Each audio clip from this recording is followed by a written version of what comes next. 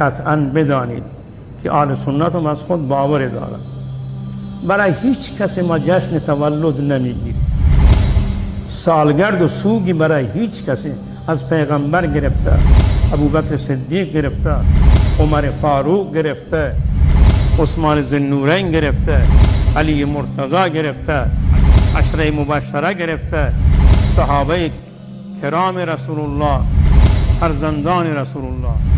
رسول الله که یک فرزند نداشته، آیا برای 8 فرزندش ما جشن تولد و سوگ گرفتیم؟ چرا نمیگیریم؟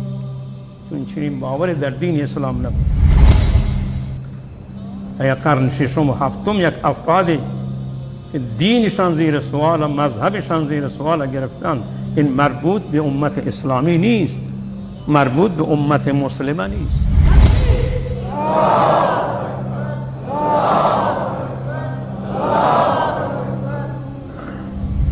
من مسلمانم، من الحمدلله آل سنتم، من حنفی مذهبم.